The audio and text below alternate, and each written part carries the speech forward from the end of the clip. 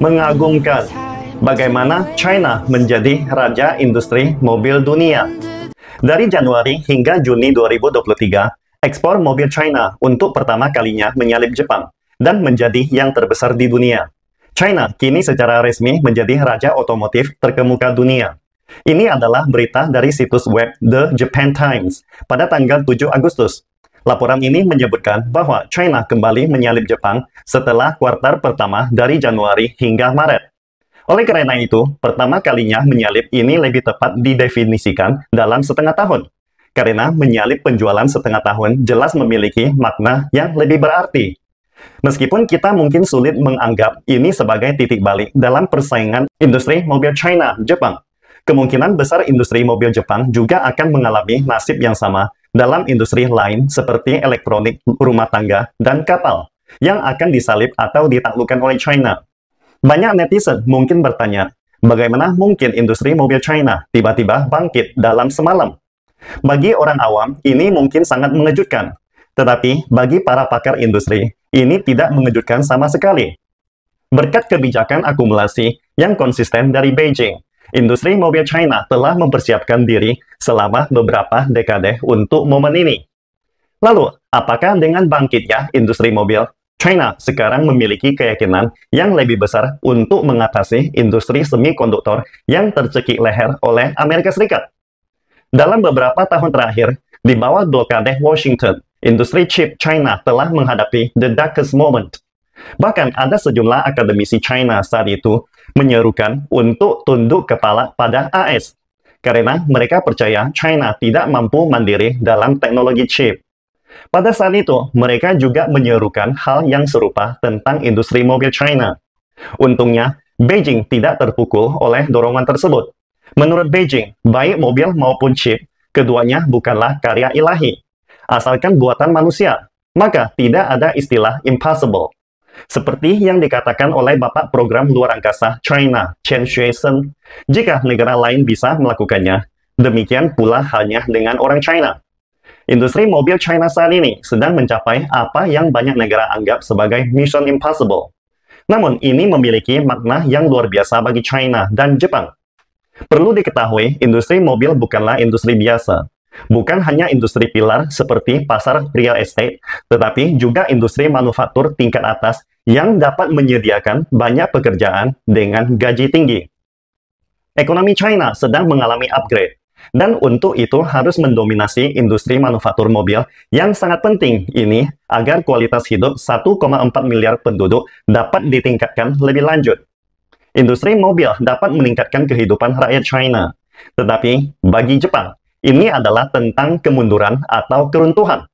Saat ini, industri mobil Jepang disebut sebagai jerami penyelamat terakhir, dan tidak ada yang berlebihan tentang itu. Mungkin ada netizen mengatakan, bukankah masih ada Jepang di luar negeri? Atau Jepang masih memiliki bahan baru, peralatan mesin, manufaktur presisi, dan sebagainya yang masih sangat kuat? Sekedar tips mengenai cerita-cerita seperti Jepang di luar negeri hanyalah untuk menghibur diri sendiri. Ini hanyalah dongeng untuk mengibuli orang Asia tentang dunia. Meskipun material baru, peralatan mesin, manufaktur presisi Jepang memang sangat kuat, tetapi rantai pasokannya sangatlah singkat dan lapangan kerjanya sangatlah terbatas. Jika industri mobilnya runtuh, maka banyak industri terkait juga akan ikut terjerumus. Berdasarkan laporan dari Japan Automobile Manufacturers Association atau JAMA yang diterbitkan pada bulan Oktober 2022, jumlah pekerja yang secara langsung terlibat dalam industri mobil di Jepang saat ini sebanyak 5,52 juta orang, atau sekitar 8,3% dari total angkatan kerja Jepang. Ini adalah angka yang sangat mengerikan. Tidaklah berlebihan untuk mengatakan bahwa kemunduran industri mobil akan membuat upah di seluruh masyarakat Jepang anjlok beberapa tingkat. Bahkan pekerjaan seperti mencuci piring atau petugas kebersihan juga akan sangat terpengaruh. Mungkin ada banyak netizen yang tidak mengerti, tetapi kita semua bisa melihat first-tier cities seperti Beijing, Shanghai, Shenzhen, dan lainnya yang memiliki industri tinggi dapat menyediakan pekerjaan dengan gaji tinggi. Tidak peduli apakah itu harga properti atau harga layanan pekerjaan tangan. Di tempat yang sama, Dengan orang yang sama, mengapa ada perbedaan nilai yang besar? Semuanya dikarenakan industri tinggi dan pekerjaan dengan gaji tinggi. Kemunduran atau keruntuhan industri mobil akan menjadi beban yang tidak dapat ditanggung oleh masyarakat Jepang. Ini adalah kabar buruk bagi Jepang, bahwa dalam persaingan teknologi mobil masa depan, mereka sudah jauh tertinggal oleh tetangga yang selalu diremehkannya, China. Pada tanggal 9 Agustus lalu, BYD secara resmi mengumumkan bahwa mobil listrik ke 5 juta telah diluncurkan, menjadikannya sebagai perusahaan mobil pertama di dunia yang mencapai produksi 5 juta kendaraan listrik, mengalahkan Tesla. Menurut data Asosiasi Industri Mobil China, peningkatan ekspor China didorong oleh mobil listrik murni. Pada paruh pertama tahun ini, volume ekspor mobil listrik China meningkat 2,6 kali lipat dari periode yang sama tahun lalu.